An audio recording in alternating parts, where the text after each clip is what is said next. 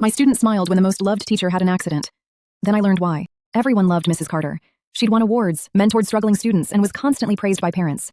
If a student needed help, she was always the first person people recommended. That's why nobody understood why one of my students, Noah, absolutely hated her.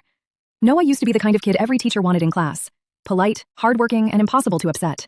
Then, during his sophomore year, he changed completely. He became withdrawn, started skipping classes, and got into fights with anyone who got too close. One afternoon after school, I found him sitting alone in my classroom. I asked him what was going on.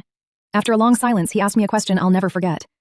What would you do if the person everyone trusted was the one person who ruined your life? Then he told me everything. According to Noah, Mrs. Carter had spent years targeting him during private tutoring sessions. She'd humiliate him, threaten him, and make sure nobody would believe him if he complained. He said he'd reported her multiple times, but every complaint disappeared. Administrators always sided with her because of her reputation. Eventually, he stopped trying and just carried the anger around by himself. I wanted to believe him, but there was no proof. It was his word against one of the most respected teachers in the district. A few months later, something happened that shocked the entire school.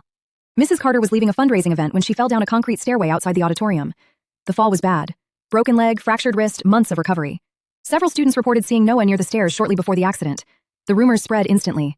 Everyone was convinced he'd finally snapped and pushed her. Police reviewed every security camera they could find. The footage showed Mrs. Carter walking down the stairs alone. Nobody touched her. Nobody was even close to her. She simply lost her balance and fell. The investigation ended there, but something felt strange.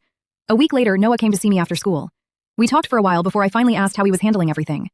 He stared out the window and said, "You know what's funny? For 2 years, I prayed something would stop her." Then he laughed quietly. "Looks like life got tired of waiting." The way he said it made me uncomfortable. Then he added something that sent a chill down my spine. "She always carried those giant boxes herself after events. Everyone told her to use the elevator. She never listened." I asked what he meant. He shrugged and stood up. "Nothing. Just saying some people spend so much time believing they're untouchable that they stop being careful." Then he walked out of the room. A year later, several former students came forward with complaints against Mrs. Carter. An investigation was opened, and suddenly people started questioning things they'd ignored for years. To this day, I still don't know whether Noah knew more about that accident than he ever admitted.